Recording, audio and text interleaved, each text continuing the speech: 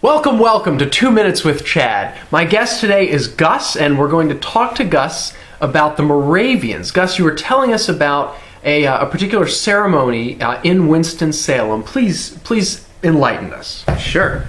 I was in school in Winston Salem, North Carolina, and I was at a dinner with a bunch of donors for the school, and one of which was a woman who was from the Haynes family, which is part of the big Haynes Corporation that makes our underwear and undershirts and cotton, etc. And she was telling me, it was a week before Easter Sunday, and she was telling me that the Moravians do this incredible ceremony on Easter Sunday where they wake up at 6 a.m.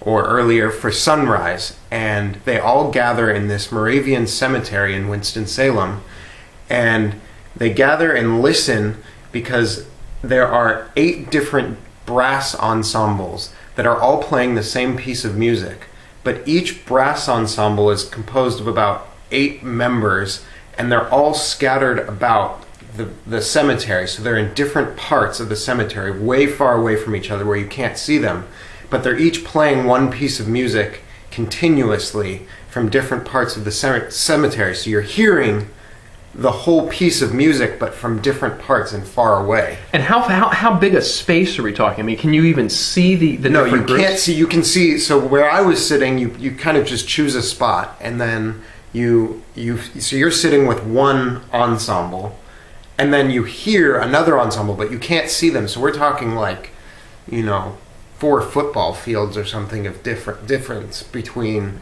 all these different ensembles. And so this one's next to you starts playing, and they're playing a random section of this music, so you can't really hear it all put together quite yet. And they're slowly marching towards each other to the center of this big green, where they're all going to meet, and then the piece comes all together full circle. And so it took about 30 minutes, and then eventually you had in front of you this entire ensemble of probably about 40 members in front of you playing this one grand piece of music, and it was French horns, trumpets, clarinets, all wind instruments, and brasses. So it was a very loud and sort of regal sound.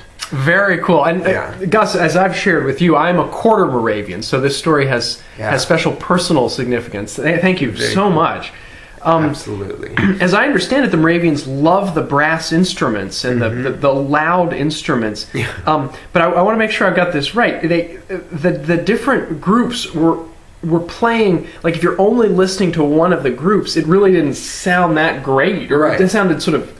Yeah, as the sun's rising, you're sort of hearing one piece of this music, so you don't really get a full sense of where it's going. You're just kind of hearing random notes being put together. But then as they're walking closer, you can start to hear faintly from other places. As they're getting closer, you can hear the other ensembles playing.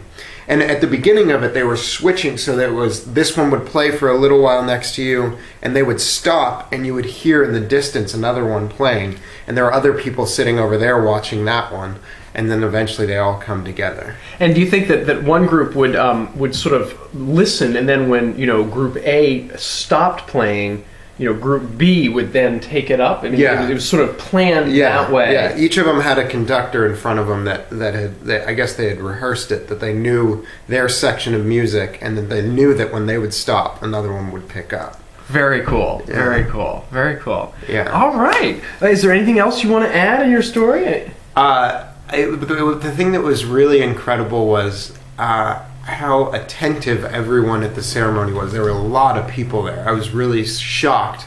It was difficult for me to get up that early, and I got up, and there were... You were in college at this time, right? I was in college at this time. The night before was a long night. So,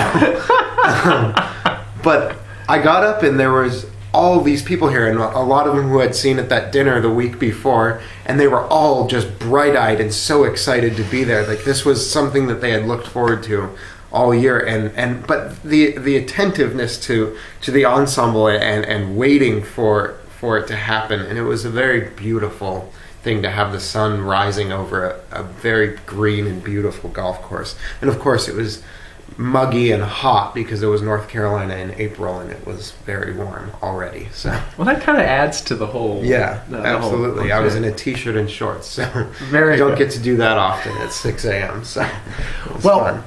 Gus, thank you so much. This You're has been welcome. 2 minutes, and here's our guest, Gus, and we thank you very much. Thank you, Chad. Good Cool. stuff. Good job. Thank you. Yeah. Cool.